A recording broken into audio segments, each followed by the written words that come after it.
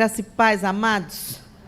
Estar aqui na Primeira de Suzano é um privilégio para mim, porque eu tenho aqui uma das minhas grandes amigas, que é a irmã Alvina. E porque eu tenho uma amiga muito querida lá no Rio de Janeiro, que a gente sempre brinca que nós trocamos, porque eu sou carioca naturalizada paulista. Meu nome e a minha cidade, de onde eu vim do Rio de Janeiro, não dá para falar no sotaque de paulista, porque meu nome é Maristela e eu vim da Primeira Igreja Batista de Mesquita. Mesquita era bairro de Nova Iguaçu. No ano de 2000, Mesquita emancipou. Então, não dá para falar Mesquita. Tem que falar Mesquita, que é para ficar mesmo com jeitão de Baixada Fluminense. E quem é a minha amiga que trocou comigo é Nancy do Zilek, né? Porque ela sempre fala, Maristela, ó, eu era de Suzano, estou o resto da minha vida no Rio de Janeiro. E você era daqui do Rio, e durante todos esses 37 anos na cidade de Guarulhos. Eu costumo dizer que eu não moro lá em Guarulhos, eu moro aqui em Guarulhos porque eu moro bem na divisa com a capital. Então, para eu ir ao centro de Guarulhos, eu caminho bem uns 20 minutos ou mais. Então, eu estou mais perto aqui, acho que até dos irmãos, porque eu estou bem no comecinho da Ayrton Senna. Então, vim rapidinho de lá de casa até aqui. Eu trago um forte abraço da Alexandra, nossa presidente da União Feminina Missionária Batista do Estado de São Paulo, por completarem 100 anos, irmã Geni. A União Feminina está completando, a União Feminina do Brasil, 116 anos. Vocês só são mais novas, 16 anos do que ela. Agora, meus irmãos, vocês conhecem uma idosa mais esperta e mais serelepe que a União Feminina do Brasil? Não tem, né? Porque o que a gente não para, o que nós fazemos, nos torna idosa ativa, né, irmã Alvina? Então, nós temos que celebrar. Porque enquanto a gente vê, às vezes, muita desvalorização das mulheres por aí, as nossas igrejas nos valorizam e as nossas igrejas acreditam no nosso trabalho. Trago também um abraço muito forte do pastor Joelito, presidente da nossa Convenção Batista do Estado de São Paulo, e do pastor Alípio Coutinho, nosso mais novinho diretor executivo da Convenção Batista do Estado de São Paulo. Pastor Alípio está pela 2ª semana consecutiva lá em Eldorado do Sul, cumprindo aquilo que o Senhor colocou no seu coração, trabalhando ali com a Sebesp Solidária. A nossa convenção, irmãos, está reconstruindo a cidade de Eldorado do Sul, principalmente começamos pela igreja de Eldorado. Então, já estamos ali na 2ª semana de intenso trabalho. Se o pastor e os irmãos me permitirem, eu gostaria de acrescentar naquela lista do Rio Grande do Sul, e um desafio para as irmãs, que as irmãs preparassem kits de lingerie feminina para as mulheres do Rio Grande do Sul. Nós estamos fazendo isso e mandando para lá. Já providenciamos os pacotinhos, já vai no jeitinho, pode deixar na Sebesp, ou como os irmãos aqui estão enviando, mas vamos lembrar das mulheres gaúchas sofrendo tanto nessa época, né? Olha, meus irmãos, eu vou falar uma coisa para vocês. Eu acabei de completar, completei no ano passado 60 anos. Aí já corri para tirar meu cartãozinho lá do idoso, para poder andar de graça. Ainda não consegui ir ao Rio de Janeiro gratuitamente, mas vou, se Deus quiser. E eu fiquei pensando que você faz 60 anos, eu preciso de mais 40 para completar 100. E, sinceramente, eu acho que eu não vou fazer isso, não. Eu sei que tem muitos irmãos e irmãs que chegam lá. Na minha antiga igreja, uma senhora faleceu com 106 anos. E faleceu porque o corpo foi parando, não tinha doença, não tinha nada. Mas eu acho que a nossa geração não consegue essa proeza, não.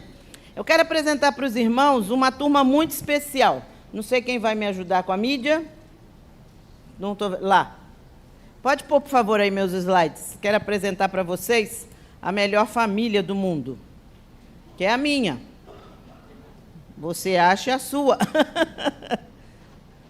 Foi? Eu espero, não? Aí está.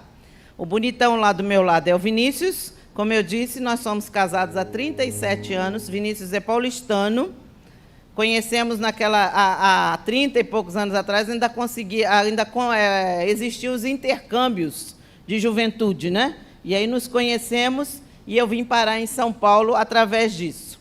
Ali os irmãos estão vendo um bonitão de boné, o Marcos Vinícius, nosso primogênito. A pequenininha lá é a Suelen. Aí vai um pedido de oração. Suelen foi diagnosticada com meningioma, um tumor que não é maligno, mas que está fazendo, onde ele se alojou, está fazendo um estrago no olho direito da Suelen muito grande. Estamos aguardando a liberação para que ela faça o processo de radiocirurgia. Orem pela Suelen. O Enzo, o neto mais lindo do universo, e a Alice, lá no colo da Suelen, a neta mais linda do universo. Aqui desse outro ladinho, a Flávia, nossa caçulinha, e casou no dia 27 de abril com o Flávio. É isso mesmo. Então, tudo no casamento era FF, porque Flávia e Flávio.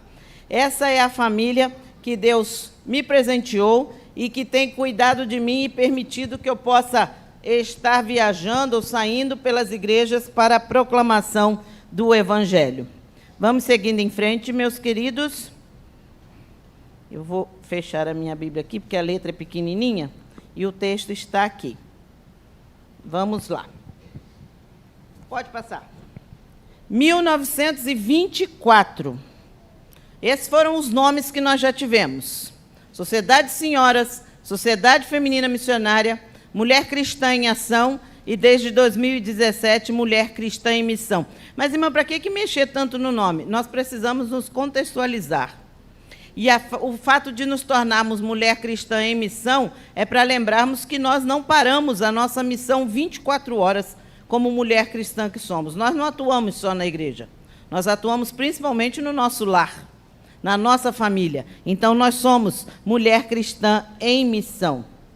Vamos ler todos juntos? Eu coloquei para que a gente possa ler a uma só tradução, o Salmo 89, 1. Todos juntos?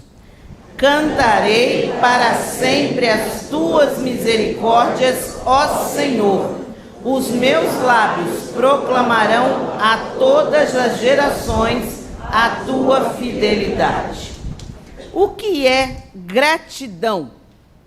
Gratidão é um sentimento de reconhecimento, uma emoção por saber que uma pessoa fez uma boa ação, um auxílio em favor de outra. Gratidão é uma espécie de dívida, é querer agradecer a outra pessoa por ter feito algo muito benéfico para ela. O que é o jubileu de 100 anos? Alguém descobriu? É o de Jequitibá. E 100 anos vem dizer que eles equiparam com a natureza para demonstrar a força ou da pessoa ou da organização por conseguir completar 100 anos. E as irmãs aqui estão de parabéns. E a igreja precisa ter gratidão por essas mulheres que começaram esse trabalho. Porque já deu para perceber. Irmãos, isso é comum. Quase a maioria das igrejas que eu vou, a igreja começou depois do trabalho de mulheres. Eu não vou pregar feminismo aqui, não. Podem ficar tranquilos, porque eu não concordo nem com o feminismo. Mas uma coisa nós precisamos reconhecer, que as nossas igrejas precisam reconhecer mais o trabalho que as mulheres realizam dentro de cada uma delas. Irmã Geni, com certeza, cada campanha que a igreja faz, as mulheres puxam a corda, não é? Quando nós temos reuniões de oração, campanhas de oração, quem que comparece mesmo em peso lá? São as mulheres, meus irmãos. Isso foi uma coisa que o Senhor colocou em nós. Porque quando Deus criou o mundo, a palavra de Deus nos diz que viu Deus que era... Mas quando Ele criou a mulher, a palavra de Deus diz que viu Deus que era muito bom. Porque Deus disse, Adão, coloca nome aí nas coisas, dá um jeito aí. E Adão ficou assim, ó, como alguns irmãos que a gente manda pegar uma coisa lá na prateleira, e está ali na frente do irmão, mas eles dizem assim, eu não estou achando. E aí, a esposa diz assim, quando é para os filhos, a gente fala assim, ó, se eu for aí e não achar, as irmãs já sabem completar a frase. Mas o marido a gente fala, procura com calma, está aí. E assim fez Deus. Deus falou, esse camarada não vai conseguir resolver a situação sozinho, não. Eu preciso fazer uma ajudadora que seja, o que diz a palavra de Deus? Idônea. Então, a mulher cristã precisa ser uma pessoa idônea, íntegra. E aí, quando nós vemos o que quer dizer gratidão, é porque nós precisamos reconhecer, como esse lindo conjunto acabou de cantar, tudo que temos, tudo que somos, vem do Senhor. Nada é nosso e nem por nós. tudo é por Deus. Por isso, nós precisamos render gratidão ao nosso Deus. Mas quando nós celebramos a fidelidade do Senhor, eu quero dizer para os irmãos que fidelidade é um substantivo feminino. Constância nos compromissos assumidos com outrem.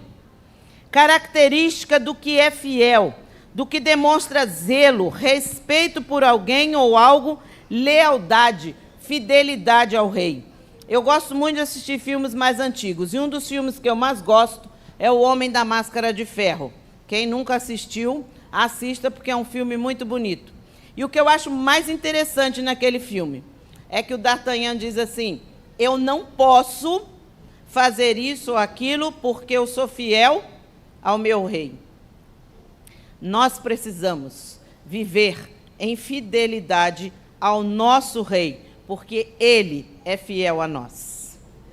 Nós podemos contemplar lá no Salmo que diz: nós precisamos, com os nossos lábios, proclamar a fidelidade do Senhor. Irmão, não perca seu tempo criticando o governo, reclamando do seu time de futebol, se chove, se não chove, se faz calor, se faz frio. Abra a sua boca e os seus lábios para compartilhar a fidelidade do Senhor, do que Deus tem feito na minha e na sua vida. O salmista, no Salmo 145, ele diz que a nossa geração precisa contar às outras gerações o que Deus tem feito. Será que nós temos parado em nossos lares para dizer, para contar para os nossos filhos o que Deus fez em nós e através de nós? Ao invés de contarmos historinhas bíblicas, que não são bíblicas, para os nossos filhos, peguemos a palavra de Deus e vamos ensinar os nossos filhos sobre quem é Deus. Irmãos, a humanidade está doente porque não conhece a Escritura. A humanidade está doente porque não confia no Deus soberano que nós confiamos. E celebrar a fidelidade de Deus nos leva a vivermos pautados na palavra de Deus. E quando nós estamos pautados na palavra de Deus, nós precisamos ler, estudar e praticar a palavra de Deus. Eu gosto de lembrar, não sei quantos irmãos aqui chegaram a conhecer a caixinha de promessas. Alguém já teve aqui? Horóscopo do crente, né? Porque não lia a Bíblia de manhã cedo, aí a caixinha estava lá. Quem não conhece a caixinha de promessa? Pode levantar a mão, não precisa ficar com vergonha, não. É que assim, essa geração mais atual não conhece. Eu agora vivo falando como idosa, gente, eu preciso me consertar. Pode passar aí o slide, tá? É uma caixinha com vários versículos que eram impressos, cortadinhos em tirinhas. Então, aí a gente saía correndo atrasado, ia lá, tirava um versículo.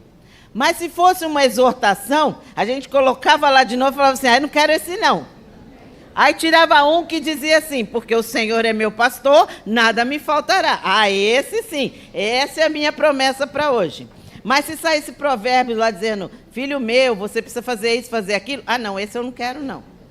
Nós precisamos ler, estudar e praticar a palavra de Deus. Tudo bem, nós estamos mandando doações para o Rio Grande do Sul. Nós socorremos o Litoral Norte no ano passado. Nós socorremos Petrópolis em 2022, mas não é isso. É praticarmos o que o Senhor nos ensina dia após dia. É marido amando as suas mulheres, mulheres respeitando o seu marido, pais não provocando a ira nos filhos, filhos obedecendo aos seus pais. Quando eu escuto alguém dizendo assim nos dias de hoje: as crianças de hoje são terríveis, eu corrijo na mesma hora e digo: não. Os pais de hoje são terríveis. Porque é muito mais fácil a gente pegar um celular e colocar na mão da criança. Eu ainda preguei sobre isso ontem à tarde, que alguma geração atrás era assim: ligava lá na rainha dos baixinhos e colocava o filho lá na frente dela. Hoje a gente pega o celular e põe lá na galinha pintadinha, no Lucas e não sei quem neto e não sei o que lá. E a palavra de Deus para os nossos filhos, aonde está, em que momento? Nós não temos mais culto doméstico, e eu reconheço que é bem difícil com o agitado das nossas vidas. mas procure, pelo menos uma vez por semana, reunir a sua família. Porque não adianta, irmãos, quanto tempo nós passamos na igreja? Que seja 2, 3 horas no domingo de manhã, mais 1h30 ou 2 horas à noite, no culto de oração. Mas e o restante da semana? Onde nós estamos demonstrando a fidelidade do Senhor para a nossa família. Portanto, quando nós celebramos a fidelidade do Senhor, nós precisamos ter uma vida completa, 100% cheia do Espírito Santo de Deus. Há um cântico antigo que diz: Espírito, vem controlar o meu ser, vem dirigir o meu viver, o meu falar, não é o meu pensar, que nós possamos realmente, através da fidelidade de Deus, vivermos 100% com Deus no controle total de todas as coisas na nossa vida. Pense nisso, Ele está bem pertinho de nós. Inclusive tem um cântico que diz, né? Bem perto está o Senhor. Por que às vezes, quando as coisas estão tudo bem, a gente não costuma lembrar dele? Eu costumo dizer que crente é semelhante a adolescente no final do ano. Ficou de recuperação. Aí vai pedir para a mãe, para o pai orar, para todo mundo orar, para que o Espírito Santo abra a mente dele e coloque toda a matéria do ano para ele fazer a prova de recuperação. Nós somos assim. Quando está tudo bem, dificilmente a gente abre a nossa boca para dizer: Senhor, muito obrigada porque está tudo bem. Mas na primeira dificuldade: oh Deus, cadê o Senhor que não está me ouvindo? Senhor, eu preciso de Ti. Irmãos, fidelidade do Senhor é nós estarmos 100% com o Senhor. É ter sede da palavra de Deus e dela fazer a sua regra de fé e prática. Antigamente, nas escolas bíblicas de férias, nós cantávamos: sei que a Bíblia é a palavra de Deus, a regra de conduta e fé. Está com problema lá com seu filho? Manda ele ler a Bíblia. Os meus já adultos, pai de família e tudo, eles diziam assim: a mãe era terrível, ela colocava a gente de castigo para ler Provérbios. E aí eles diziam assim: ah, mãe, Provérbios é muito chato. Fala, filho meu, ouve essas coisas do seu pai. Eu falei: é exatamente isso que eu quero que vocês leiam. Para vocês entenderem que eu e seu pai fomos autoridades instituídas por Deus aqui dentro de casa. Ensine aos seus filhos, compartilhe com os seus queridos a palavra de Deus. Irmãos, a Bíblia é cada vez mais atual. Se você ler, estudar e praticar, você vai ter essa consciência. Quando nós celebramos a fidelidade do Senhor, nós temos consciência da razão da nossa existência e da nossa missão. Por que você está aqui na Terra? Os meus filhos estudaram em escola adventista, né? E adventista tem uma coisa assim fantástica, principalmente para a música. Então, cada semana eles vinham com uma música muito bonita que eles aprendiam lá. E uma que eu nunca esqueci, e a letra dizia mais ou menos assim: eu sei por que nasci, foi fácil aprender. E por que Jesus me trouxe aqui? Eu vim a este mundo para servir. Isso é ensinamento do Senhor Jesus. O que ele disse? Eu vim para servir e não para ser servido. Meus irmãos, as nossas lideranças hoje, não estou dizendo batista não, porque batista é diferente, batista é top, né? Os de lá, né? Dificilmente serve, mas querem ser servidos. Crentes que às vezes se colocam diante do Senhor e só sabem pedir, e não dão nada em troca para aquilo que o Senhor fez por nós. O Senhor precisa de nós para alguma coisa? O Senhor precisa de conselho nosso? A gente dizer: ah, Deus, faz assim, faz assado. Ó, Senhor, faz dessa forma. De jeito nenhum, a palavra de Deus nos diz que o Senhor não pede conselho para ninguém, porque Ele é Deus. Mas olha que privilégio nós servirmos a Deus com dedicação, em reconhecimento à sua fidelidade para conosco. Nós somos, aí eu vou abrir aqui só para nós, né, hoje que estamos assim, mais lindas ainda, de rosa, de roxo, de pink, de rosa claro, de todas as cores aí na paleta, né? Eu nem sabia, viu? Eu não combinei nada com a irmã Geni. Nós somos filhas dedicadas, nós somos mães dedicadas, nós somos esposas noras, sogras. Eu gostava muito de rir das piadinhas de sogra. Depois que eu entrei na condição de sogra, eu não acho graça nenhuma em piada de sogra. Mas eu sou sogra 2 vezes. E eu, pela graça de Deus, tenho um genro e uma nora. Porque esses dias eu conheci uma pessoa que tem 4 rapazes. Eu falei, sinto muito que você tenha 4 noras. Uma senhora, uma vez, cumprindo aquilo que se diz em Tito, né? Ensinando as mais novas a ser mestras do bem, ela disse assim para mim, quando você for sogra, presta atenção, porque sogra, até com a boca fechada, se intromete. Então, eu olho todas as vezes que eu chego perto, eu já fecho a boca e falo, não abre nem se movimenta, que é para nem com ela fechada não funcionar. Porque nós somos essas mulheres cristãs em missão. E uma das missões nossas é ser mãe, ser avó, ser sogra. Eu ganhei uma plaquinha linda lá em casa que diz, na casa da vovó pode isso, pode aquilo, a cozinha funciona 24 horas, não sei o quê. E o que acontece na casa da vovó, fica na casa da vovó. Mas eu, como sou uma sogra muito legal, às vezes eu ligo para a Suelen e falo, o Enzo quer fazer isso e isso. Pode? A Alice quer isso, isso e isso. Pode? Claro, minha sogra, está com a senhora, mas vai que, né? Então, eu vou lá e peço autorização. Nós somos hospitaleiras. Sabiam que hospitalidade é um dom? Não tem nenhum problema se você não gosta de receber ninguém na sua casa. Mas, em geral, uma mulher cristã em missão é hospitaleira. E eu digo isso, meus irmãos, porque eu viajo o nosso estado inteiro e até fora do estado. E às vezes alguém diz assim, porque acha que eu sou grande coisa, porque eu estou na diretoria da convenção, ou porque eu era presidente da União Feminina do Estado, me colocam em hotel. Se o pessoal soubesse como eu não gosto de ficar sozinha, porque do jeito que eu gosto de falar, então ficar sozinha para mim é um martírio. Então, às vezes, eu fico em casas de alguém naquela cidade e tudo mais, e como é gostoso o amor de Deus em nós, através da hospitalidade dos irmãos. Nós somos sábias. Provérbios ensina que a mulher sábia edifica a sua casa e a tola derruba com as suas próprias mãos. Nós somos mulheres que procuram um profundo relacionamento com Deus. Algumas irmãs têm até o hábito do caderninho de oração. E ali elas vão anotando seus pedidos de oração e diariamente elas apresentam diante do Senhor aqueles motivos de oração.